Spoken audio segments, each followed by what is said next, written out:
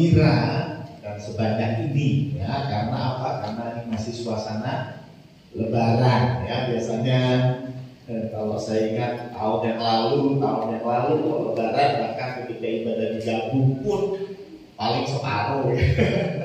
Ya ini puji Tuhan ya, lebih dari setengah ya kita bisa ada di tempat ini. Dan saya sebelum memulai firman Tuhan saya pamit dulu gitu ya, supaya nanti nggak nyari itu saya. Jadi saya habis khotbah di tempat ini, saya ada pelayanan di tempat lain ya, di Pasadena ya, cukup dekat ya, bukan di Amerika tapi di Pasadena ya, cukup dekat. Jadi saya mohon diri nanti setelah saya sampaikan firman Tuhan saya langsung meluncur ke tempatnya Pak Pendeta Kamal ya. Hari ini kita mendapat tema atau subtema yaitu bersama mencapai tujuan ya, atau mencapai tujuan bersama ya. Apa ini maksudnya? Ya tentu kita semua itu punya tujuan ya. Setiap kita punya tujuan dalam hidup. Setiap kita masing-masing punya, dan secara spesifik Tuhan kasih ya. Tujuan hidup saya belum tentu sama dengan tujuan hidupnya Pak Arno ya, belum tentu sama dengan tujuan hidupnya Pak Anton ya. Kita semua punya tujuan masing-masing dan tentunya Tuhan sudah siapkan secara spesifik ya. Ada yang Tuhan pakai di dalam ladang pelayanan, betul-betul di dalam pelayanan, dalam arti kata jadi full timer, jadi pendeta, jadi gembala, jadi rohaniawan gitu ya. Tapi ada yang Tuhan pakai di dalam marketplace gitu ya. Dia bisnis, dia bekerja seperti Pak Budi ya. Tapi tetap Tuhan pakai untuk saluran berkat ya. Melalui usahanya dia bisa sampaikan kabar baik dan lain sebagainya. Gunardi yang sering sekali sharing cerita bagaimana Gunardi bisa menyampaikan kebaikan Tuhan ya kepada pasien-pasien yang beliau pegang, gitu ya. Artinya apa? Setiap kita punya ladangnya sendiri, misinya sendiri, ya, dan secara spesifik. Tapi kalau kita bicara tentang bersama, berarti ada tujuan yang umum. Ya. Ada tujuan khusus setiap kita punya, tapi ada tujuan yang umum yang setiap anak-anak Allah itu diberi. Ya. Karena itu kita lebih mudah untuk membahasnya. Coba kita lihat di dalam Roma 6 ayat 13. Roma 6 ayat 13 mengingatkan kita bahwa awalnya tubuh kita ini dipakai dosa sebagai senjata kelaliman. Itu awalnya. Awalnya tubuh kita ini dipakai untuk senjata kelaliman. Tetapi puji Tuhan, ketika kita serahkan diri kita kepada Allah sebagai orang-orang yang dahulu mati, tapi yang sekarang hidup, dulunya kita binasa, tetapi kita oleh terangnya yang ajaib kita dibawa kepada keselamatan. Apa tujuannya? Serahkan anggota tubuhmu untuk menjadi senjata kebenaran. Jadi umum, semua orang yang diselamatkan Tuhan punya tujuan. Ayo kamu harus serahkan tubuhmu sebagai senjata kebenaran. Bahkan di 1 Korintus 3 ayat 9 diingatkan bahwa kita ini adalah rekan sekerjanya Allah. Kita ini rekan sekerja. Yang bayangin ya, rekan sekerja itu gak main-main loh ya. Adalah orang yang dipercaya, orang yang diberi otoritas gitu ya. Itu rekan sekerja. Kalau Pak Budi punya toko, terus dia buka cabang di mana dan dia minta Hartadi yang kelola, maka Hartadi ini jadi rekan sekerja gitu ya. Rekan sekerjanya Pak Budi gitu ya. Wah ini dekat sekali pasti. Yang punya visi yang sama, punya cara pandang yang sama. Kalau Pak Budi pengennya, kita harus dapat profit yang besar. Tadi nggak mungkin bilang, Allah, saya mau bagi-bagi kaos sampai mau gratis ya. Ya itu bukan rekan sekerja ya. Ya itu bukan rekan kerja. Kalau rekan sekerja punya pandangan yang sama gitu ya. Ketika Tuhan punya hati yang rindu anak-anaknya semuanya bertobat, semua orang diselamatkan, maka rekan sekerja pun punya hati yang sama. Nah begitu ya. Nah Matius 5 ayat 13 sampai 16 mengingatkan kita juga tentang kita ini dipanggil untuk jadi terang dan garam dunia. Terang dan garam dunia. Jadi ini adalah tujuan-tujuan yang secara umum Tuhan berikan kepada anak-anak Allah. Ya, tujuan-tujuannya kalau saya bisa simpulkan, yaitu menjadi berkat. Betul? Ya, tubuh kita harus jadi senjata kebaikan. Kita harus berbuat baik. Ya, kita kan sekerjanya Allah. Kalau Allah mengasihi umat manusia, maka kita pun harus mengasihi umat manusia, sama seperti Bapa di surga. Kita harus jadi terang, jadi jawaban, jadi garam, jadi orang-orang yang punya pengaruh. Tetapi tentu pengaruh yang baik, yang positif. Artinya apa? Sekali lagi, kita dituntut jadi berkat. Kita harus jadi berkat. Itu tujuan bersamanya. Ya. Tujuan umumnya. Lah bagaimana cara menjadi berkat? Ya, macam-macam, beda-beda. Setiap orang Tuhan punya caranya sendiri. Tetapi tujuan goalnya, kita harus jadi berkat. Kita harus berbuat baik. Dan itu bedanya dengan konsep agama lain. Konsep agama lain, kita berbuat baik supaya masuk surga. Tetapi kita sudah dapat keselamatan, kita sudah menjadi orang-orang yang diselamatkan, dan karena itulah kita harus berbuat baik. Kita buktikan bahwa kita sudah diselamatkan dengan cara kita berbuat baik. Ya, itu buktinya. Iman tanpa perbuatan itu mati. Ya, Yakobus bilang begitu. Ya, jadi artinya kita harus kasih perbuatan. Itu bukti dari iman kita. Nah, sekarang bagaimana cara mencapai tujuan itu? Gimana cara mencapai? Ya, tujuannya udah jelas, jadi berkat. Oke. Makanya kita punya tagline menjadi jemaat yang diberkati untuk memberkati. Ya, karena memang tujuan Tuhan menyelamatkan kita supaya kita jadi berkat. Caranya gimana? Menarik sekali dikatakan di dalam Roma 7 ayat 19. Roma 7 ayat 19 boleh dibuka.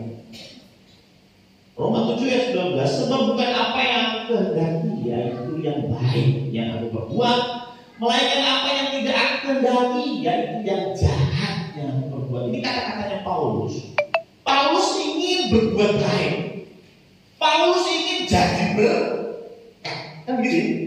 Tapi rupanya yang dilakukan bukan yang dia kehendaki, yaitu yang baik, tetapi yang jahat. Kenapa bisa begitu? Karena kita punya natur itu berdosa. Kita ini punya natur berdosa. Makanya saya bilang bahwa anak kecil nggak perlu diajarin berdosa, sudah kita berdosa. Ya, anak kecil nggak perlu diajarin bohong, sudah bisa bohong sendiri. Apalagi kalau diajari, ya, tambah parah lagi ya. Ada yang berkata, oh susah sekali menobatkan satu orang, yang biayanya besar untuk menobatkan satu orang. Coba kita belajar dari Al-Qaeda. Al-Qaeda itu biayanya kecil sekali, tapi dia bisa mencetak orang-orang yang bahkan berani melakukan bom bunuh diri. Saya bilang waktu itu, ya kalau kita mau mencetak orang-orang yang melakukan kejahatan, gampang. Kenapa? Karena naturnya sudah jahat. Manusia itu naturnya sudah berdosa. Makanya kalau diajarin berbuat dosa, gampang. Ada di sini yang suka, kemarin saya pernah singgung, yaitu menularkan kebencian. Nah itu dia salah satunya ya. Istri jengkel sama suami, yang dipengaruhi sama anak. Yang bapakmu dipanas-panasin bapaknya kan. Bapaknya ini anaknya dikompor-komporin untuk memusuhi bapaknya. Ada yang begitu? Ada loh. Jangan salah loh, ada.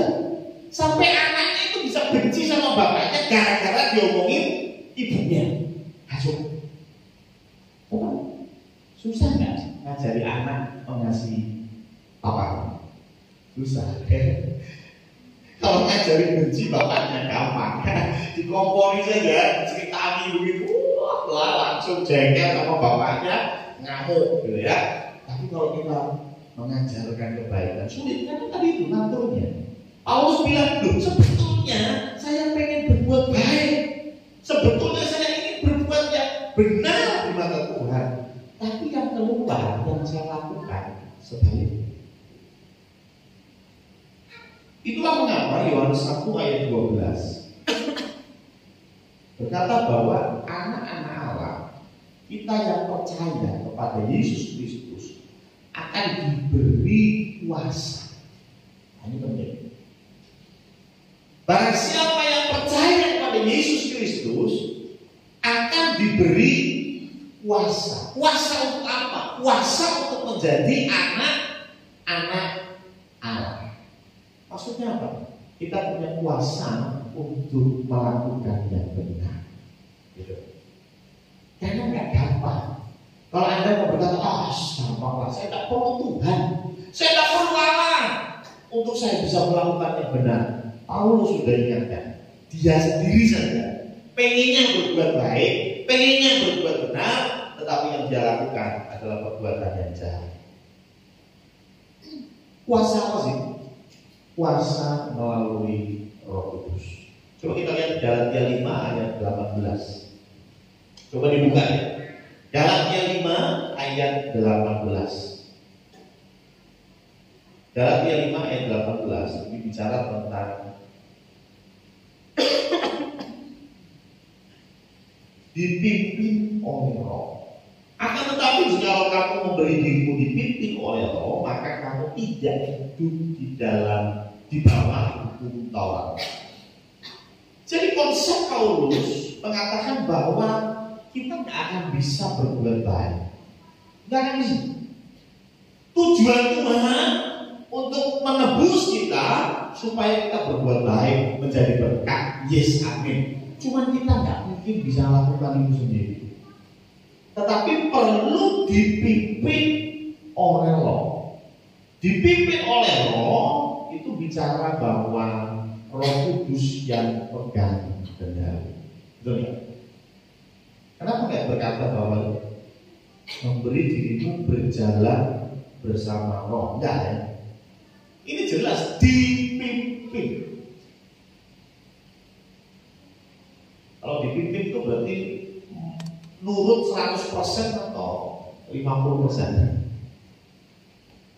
Dipimpin itu harus nurut 100%. Ya. Ini anak-anak remaja lagi mau rapat nanti jam 9 itu tentang LDK ya. Latihan dasar kepemimpinan. Waduh ya, kalau yang sudah queer-queer kayak kita masih ingat ya, kita dikerjain gitu. Jam 2 pagi harus siap bangun. Wah semua bangun, masuk cepet-cepet, ada yang celananya masih melongot gitu. Ya, itu harus nurut gitu ya, harus patuh ya. Disuruh apapun harus siap. Biasanya apa sih kalau kita bahasanya dipelonco gitu ya. Tetapi itu bicara dipimpin. Nah, dan yang main-main dikatakan dipimpin oleh Roh. Jadi kalau kita mau mencapai tujuan kita, nggak ada cara lain selain dipimpin oleh Roh. Kalau Anda mau melakukan sendiri, Anda mau mencoba sendiri, silakan. Tetapi Paulus sudah kasih tahu, saya mau melakukan yang baik, tapi yang saya lakukan yang jahat. Maka dari itu kita perlu dipimpin oleh Roh. Nah, kalau kita mau baca Galatia 5 ayat 18 dan seterusnya, menarik sekali. Karena ini di ujungnya nanti ada yang namanya buah Roh. So, yuk kita belajar ayat 19 lanjut ya. Galatia 5 ayat 19. Perbuatan daging telah nyata. Jadi rupanya yang menjadi perbandingan dengan buah Roh adalah perbuatan daging. Aneh ya? Menurut saya aneh. Karena kalau di sini buah roh, harusnya di sini buah dosa. Gitu ya. Biar sama kan gitu ya harusnya. Kalau ini buah roh, di sini ya buah dosa dong, ya kan? Buah nangka, buah kedodong, kan gitu ya. Sama-sama buah gitu kan. Tapi kalau buah nangka mobil truk apa itu ya? Jauh banget ya. Ini buah roh yang di sini perbuatan daging. Ini menarik. Dikatakan bahwa perbuatan daging telah nyata, yaitu percabulan, kecemaran, hawa nafsu, penyembahan berhala, sihir, perseteruan, perselisihan, iri hati, amarah, kepentingan diri sendiri, percideraan, roh pemecah, kedengkian, kemabukan, pesta pora, dan sebagainya. Oke, coba siapa yang sudah hafal? Ada yang sudah hafal perbuatan daging tadi yang disebut? Coba sebutkan perbuatan daging yang disebutkan di dalam ayat 19, 20, 21. Ada susah? Gampang. Ingat-ingat aja apa yang kamu lakukan ya. Ya, ingat-ingat saja apa yang Anda lakukan. Kenapa? Loh, ini menarik sekali. Paulus mengatakan dan sebagainya ayat 20 ya. Galatia 5 ayat 21, pesta pora dan sebagainya. Dan sebagainya itu kalau dalam bahasa sekarang dan lain berarti banyak sekali. Kalau Paulus mau nulis semuanya mungkin raban gitu. Bahas kita tulis dan sebagainya, ya. Atau kita DST ya. Dan seterusnya ada isi sendirilah, ya. Artinya perbuatan daging ini sudah nyata. Dan perbuatan daging itu banyak. Dan bicara perbuatan itu bicara instan. Ya. Perbuatan itu bicara instan. Tapi buah roh bicara proses. Ini perbandingannya. Saya mau tanya, kalau sekarang saya duduk di sini, saya berdiri di sini, berdiri ya, terus saya turun ke bawah, terus mempelek tadi, bisa contoh ya, mempelek tadi. Berarti saya sudah melakukan perbuatan tadi. Sudah dalam waktu singkat, turun, tempelek, selesai. Saya sudah langsung melakukan perbuatan dan sudah. Tapi kalau buah roh, kenapa Tuhan kasih ilustrasi adalah buah? Karena buah itu perlu proses. Sukacita, damai, sejahtera, apakah tiba-tiba sukacita? Apakah tiba-tiba penuh damai sejahtera? Perlu proses. Ada buah yang dari benar-benar bukan buah dan tiba-tiba langsung bisa dipanen. Semakin lama prosesnya, biasanya semakin mahal. Yang dipanen setahun sekali, biasanya lebih mahal. Ya, contoh durian. Ya, durian itu kan mahal. Kenapa? Loh, panennya setahun sekali. Dan kalau ini sudah selesai panen, ya udah tunggu tahun depan. Ada proses yang lama untuk menikmati buah. Ya. Tapi kalau bicara perbuatan, itu sekali Anda lakukan, ya sudah. Anda sedang melakukannya, sudah selesai. Dan buah di sini, kalau kita lihat ayat 22 ya. Tetapi buah roh ialah. Jadi buah roh itu nggak ditulis buah roh, tapi tunggal buah roh. Jadi ini satu buah yang isinya 9 rasa. Satu buah tapi isinya 9 rasa. Kalau perbuatan daging macam-macam dan satu saja bisa disebut perbuatan daging. Satu kok sudah bisa disebut perbuatan daging. Tapi kalau buah roh harus 99-nya matang. Harus. Kalau saya ilustrasikan, kalau yang namanya perbuatan daging itu seperti uang. Saya mau tanya, dia punya uang nggak? Punya. Walaupun dia cuma punya uang 1.000 rupiah, kalau saya tanya punya uang, punya. 1.000 itu apa? Gak harus 1 triliun dulu baru ngomong punya uang, belum. Cuma 1.000 rupiah pun kita bisa bilang saya punya uang. Ini 1.000 uang ini. Oh. Tapi kalau kita bicara tentang buah roh nggak bisa begitu. Oh, saya cuma punya sukacita, tapi yang lainnya lemah lebutan nanti dulu. Ya, lemah lebutan nanti dulu. Wah, yang penting kan saya sudah punya sukacita. Nggak bisa begitu. Buah roh harus komplit. Seperti contohnya Anda punya motor.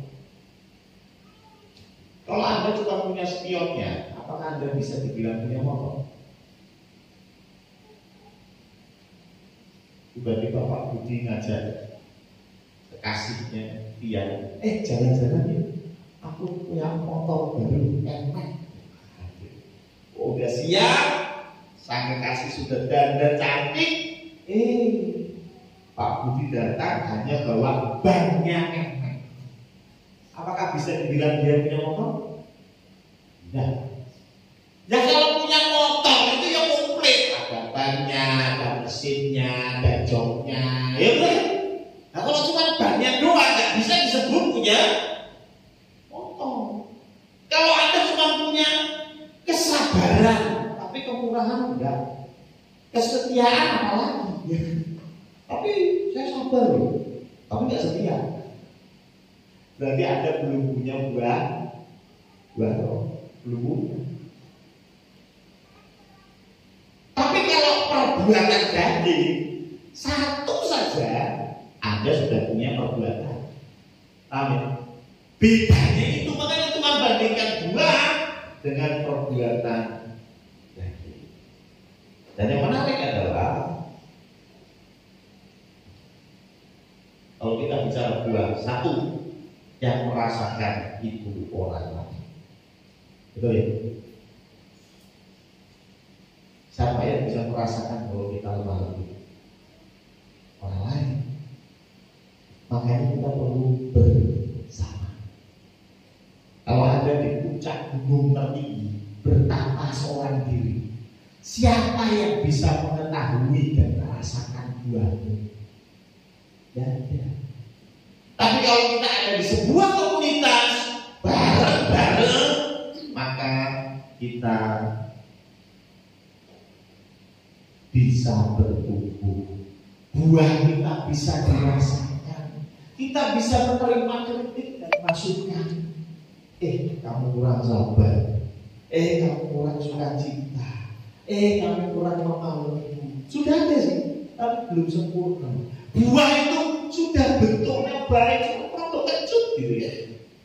Ayo tingkatkan sedikit manisnya ya, supaya jadi buah yang sempurna. Itulah mengapa, karena yang merasakan orang lain harus bersama. Yang kedua, perlu proses. Tadi saya sudah jelasin. Yang ketiga, yang menarik, dalam proses itu tentu harus dipimpin roh. Tapi yang menarik begini, memang ada yang berkata bahwa kalau Tuhan sudah membuka pintu, tidak akan ada yang bisa menutup.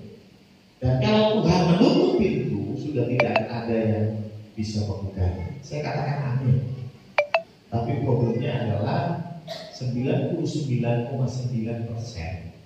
yang buka dan tutup pintu Tuhan pakai orang lain. Sudah. Tuhan pakai orang lain. Siapa di sini yang diberkati Tuhan? Saya mau tanya, diberkati Tuhan di duit langsung debu. Tidak. Ya. Tapi melalui apa? Orang lain. Engkau merasakan kasih ketika kau dalam kesesakan. Siapa yang mengasihi? Suamimu, temanmu, sahabatmu, majelismu, betul nggak? Ya? Bukan terus Tuhan datang di awal-awal, kan enggak kan? Tetap Tuhan pakai orang lain. Hal yang sama ketika Tuhan memproses kita dari buah yang kecil, yang kecut, yang gak enak bentuknya, sampai dari buah yang ranum, yang indah, sesuai dengan tujuan Tuhan ciptakan kita, maka Tuhan akan memproses kita dengan tangan orang lain. Maka dari itu firman Tuhan berkata, besi menajamkan besi, manusia menajamkan sesama. Kalau Anda tidak pernah kepethuk sama yang namanya manusia, bagaimana Tuhan bisa memprosesmu?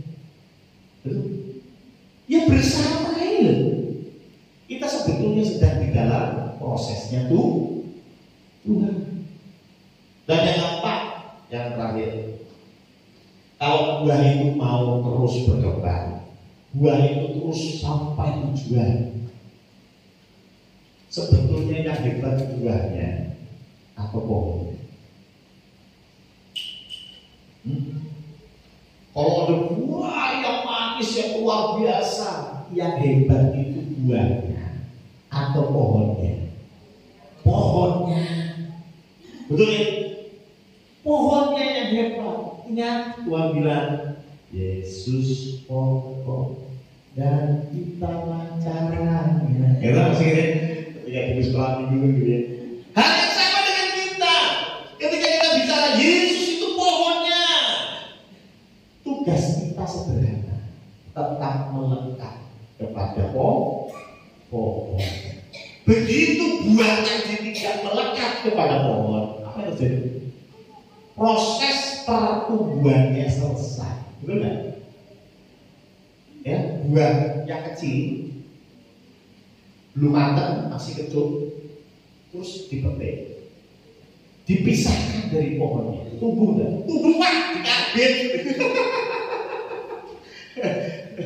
Tapi rasanya beda dengan yang matang pohon, jauh kok. Ya kan? Kenapa? Karena ketika kita melihat bahwa kita terlepas dari sumber yaitu Yesus sendiri, yaitu pohon, maka pertumbuhan kita akan berhenti. Bahkan tidak hanya berhenti, pertumbuhan kita akan mundur. Kita akan menjadi buah yang semakin hari semakin layu, bukan semakin manis. Dan tetap terhubung dengan pohon. Ayo kita bersama mencapai tujuan, menjadi berkat, dan tetap di dalam sebuah komunitas, karena Tuhan mau membentuk kita dalam komunitas itu.